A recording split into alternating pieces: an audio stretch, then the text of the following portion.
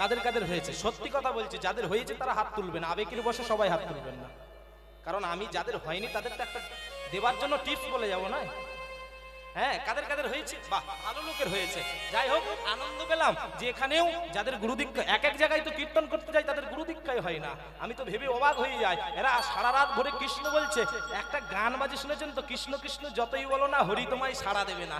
এটা কিন্তু গানটা ঠিকই লেখা আছে, কিন্তু মানুষ উপলব্ধি করতে পারে না। গুরু দীক্ষা না নিয়ে তুমি যতই কৃষ্ণ নাম শুনো কেন, কিচ্ছু হবে না। তাহলে গুরুটা আশ্রয় করতে হবে ভালো গুরু। কেমন গুরু না? রামকৃষ্ণদেব বলছেন, শোনো জীব, গুরু কেমন গুরু ধরবে না, গুরু ধরতে হবে জাত গুরু। রামকৃষ্ণদেব একদিন বাগান বাড়িতে শৌচ সারতে যাচ্ছেন সকালবেলা। আবার যখন শৌচ সারতে যাচ্ছেন দেখছেন একটা সাপে ব্যাঙ ধরেছে, ব্যাঙটা বারবার ডাকছে। রামকৃষ্ণদেব বলে, আরে বাবা, সাত সকালে কোথা থেকে কোন সাপে ব্যাঙ ধরেছে বারবার ডাকছে? বা শৌচ সেরে আসার সময় মনে সাত জাগলো, কোন সাপে ব্যাঙটা ধরেছে দেখবো। ঝোপটা সরিয়েছে, ওরে বাবা, এ তো যে সে সাপ নয়, একবারে ঢাড়া সাপ। ঢাড়া সাপ চেনেন? ঢাড়া সাপ চেনেন? হ্যাঁ, জল ধরা সাপ যেটাকে বলে। এবার সেই সাপে ব্যাঙটাকে ধরেছে। রামকৃষ্ণদেব মনে মনে ভাবছে, ও এই সাপে ব্যাঙটাকে ধরেছে বলেই ব্যাঙটাকে খেয়ে নিতে পারছে না। এটা যদি জাত সাপ হতো একবারেই ব্যাঙটাকে খেয়ে ফেলত। তাই জীবকে সেই সময় চেতনা দিলেন, শোনো জীব, যদি গুরুচরণ আশ্রয় করতে হয় জাত গুরুর চরণ আশ্রয় করো। কেন জানো? জাত গুরুর চরণ আশ্রয় করলে এই মায়া জগৎ থেকে তোমাদেরকে একবারে উদ্ধার করে দেবে। আর যদি ঢাড়া সাপের মতো গুরু ধরো, শিষ্যের যেমন অবস্থা গুরুরও তেমন অবস্থা। তাই সাবধান। এখনকার গুরুদেবরা আছে, বাবা দীক্ষা নেবে, এসো এসো, একবারে বলি একবারে খদ্দেরের কাছে একবারে লক্ষ্মী এসে হাজির। হ্যাঁ, গুরুদেব মনে মনে ভাবছে একবারে লক্ষ্মী এসে হাজির, বলে ব্যবসা আজ দারুণ চলবে। এই বলে কি করেছে, বলছে বাবা দীক্ষা নেবে, একবারে এত বড় ফর্দ দিয়ে দেবে, এই লাগবে সেই লাগবে বলে দিয়ে দেবে। আর কানের সামনে বলবে, ওরে কানের গোড়ায় ফিস ফিস, মাসের শেষে কিছু দিস, পারলে দু চারটে ক্যান্ডিডেট ধরে আসবিস, টাকায় 4 আনা করে ভাগ নিস। বুঝতে পারছেন তো এখনকার গুরুরা কেমন? একজনকে ছাড়বে না, সবাইকে একবারে বলির পাঁঠা বানাবে। সাবধান মানুষ, আগে যদি গোবিন্দচরণ ভজতে হয় আগে ভালো গুরু ধরতে হবে, জাত গুরু। তাহলে বাবা, আচ্ছা গুরু দীক্ষা নিলে কি হয়? গুরু দীক্ষা নিলে কি হয় জানেন? এক গোয়ালার এখন গরু চাষ, প্রত্যেকদিন বনের মধ্যে গরুদেরকে ঘাস খাওয়াতে নিয়ে যায়, বা সন্ধ্যার সময় গরুদের ঘাস খাইয়ে নিয়ে বাড়িতে আসছে। হঠাৎ একটা গরু কি হয়েছে, গরুর দল থেকে ছোট হয়ে বনের মধ্যে রয়ে গেছে। আর বনের মধ্যে যখন রয়ে গেছে, গাভীগুলোকে নিয়ে গিয়ে গোয়ালা এক এক করে গাভী গুনছে। আরে আমার একটা গাভী তো কম, কোথায় গেল না? গাভীটাকে খুঁজতে তিনি ঘর থেকে বেরিয়েছেন অন্ধকার বনের মধ্যে, একটা টর্চ লাইট আর দড়ি নিয়ে আর একটা লাঠি নিয়ে। এবার বেরিয়েছে, আর গাভীটা কোথায় আছে না? জঙ্গলে। এবার একটা হিংস্র সিংহ কি হয়েছে, বেরিয়েছে, বলে 3 দিন কিছু পেটে পড়েনি, একবারে খাবার মুখের সামনে এসে হাজির, আজ বেটা তোকে ছাড়বো না। এই বলে সিংহ বারবার গর্জন করছে। আর কি হয়েছে দেখুন, গাভীটা নিজের প্রাণ বাঁচাবার জন্য সিংহের কাছ থেকে ছুটে চলেছে। ছুটতে ছুটতে ছুটতে ছুটতে বনের অন্ধকার জঙ্গলের মধ্যে ছিল একটা কর্দমাক্ত পুকুর, আর সেই কর্দমাক্ত পুকুরের মধ্যে গিয়ে গাভীটা পড়ে গেছে। বা সিংহটা আড়া থেকে বলছে, এই বেটা, এতক্ষণ তো আমার কাছ থেকে ছুটে ছুটে বাঁচলি, এবার তোকে কে বাঁচাবে? গাভীটা তো ভয়ে কাঁপছে। এবার সিংহটা কি করেছে, গাভীটাকে খাবার জন্য একবারে দেহেতে শক্তি সঞ্চয় করে ঝাঁপ দিয়েছে। আর যেই না ঝাঁপ দিয়েছে, গাভীর কাছ থেকে 5 হাত দূরে গিয়ে পড়ে গেছে।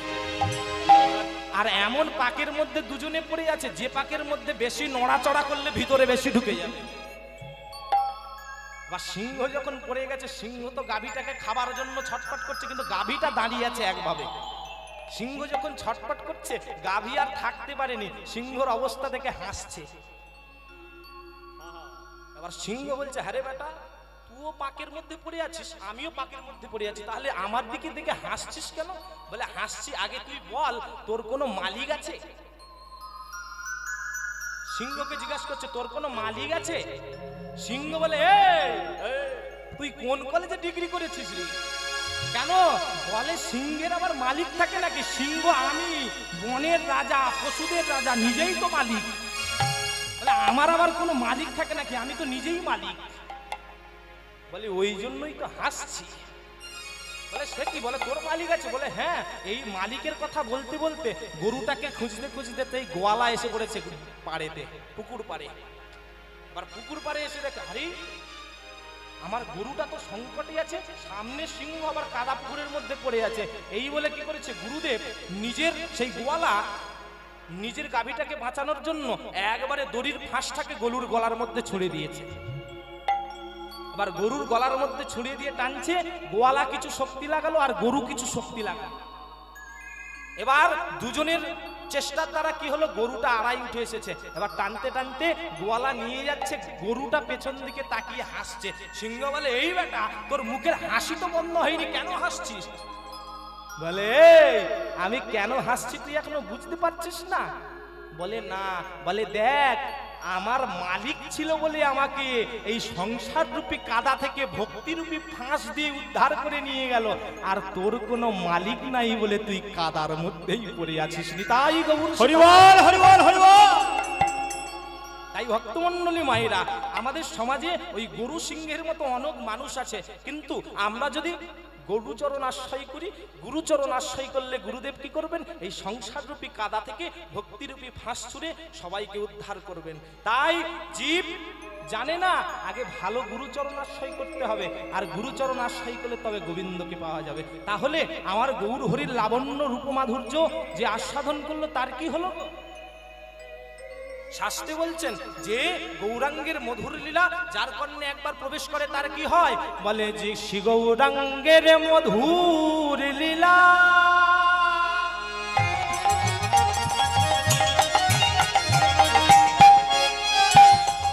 দেখো যাহার করনে করনে আহা প্রবেশিলা আমার শ্রী গৌরাঙ্গে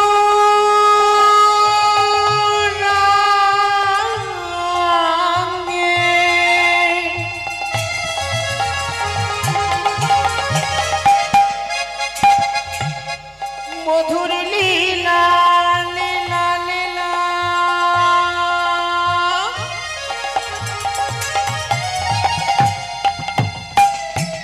যাহার করনে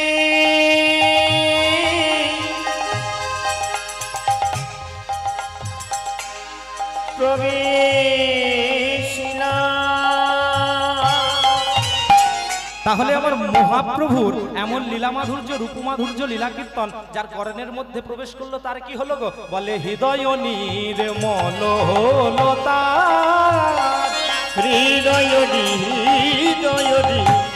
মন ভেল তার। দেখো হৃদয় নির্হৃদয়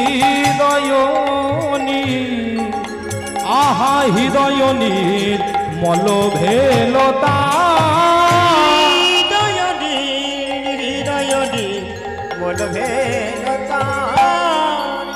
তাহলে আমার মহাপ্রভুর লীলা মাধুর্য শুনে রূপমাধুর্য শুনে তারই হৃদয়টা পূর্ণ হয়। কার গো? যে জন গৌর গৌর গৌর বলে উলুধ্বনি গৌর গৌর গৌর আহা গৌর গৌর গৌর বলে গৌর গৌর গৌর তোমার হব বলে গৌর গৌর গৌর গৌর তোমার হব বলে গৌর গৌর এই দেহ মন প্রাণ সপে দিয়ে এই মন তার চরণে সপে দিয়ে তোমার হলামি বলে ধন আর জীবন যৌবন তোমার হলামি বলে উদ্ধে দুটি বাহু তুলে তোমার হলামি বলে উদ্ধে দুটি বাহু তুলে গৌর তোমার হলাম বলে দুটি বাহু তুলে গৌর তোমার হলামি বলে দুটি বাহু তুলে গৌর গৌর গৌর বলে হৃদয় মন ভেল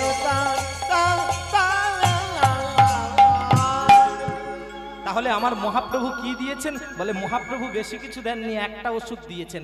আগেকার দিনে জানেন তো, ছেলে মেয়েদের পেট খারাপ হলে দাদু ঠাকুর দ্বারা ওই গাছের ছাল নিয়ে বেটে ওষুধ করে খাওয়াতেন।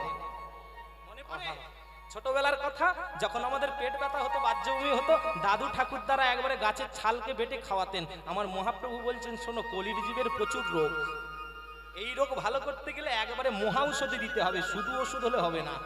তার জন্য কি করলেন?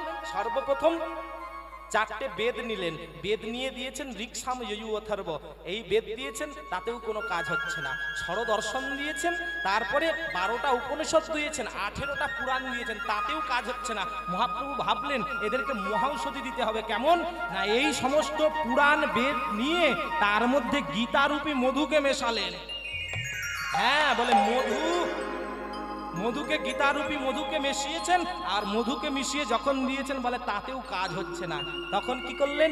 হরি নাম রূপী মহাঔষধি কলির জীবের কর্ণ বলে পৌঁছে দেন। হৃদয় গৌর হরিবল হরিবল।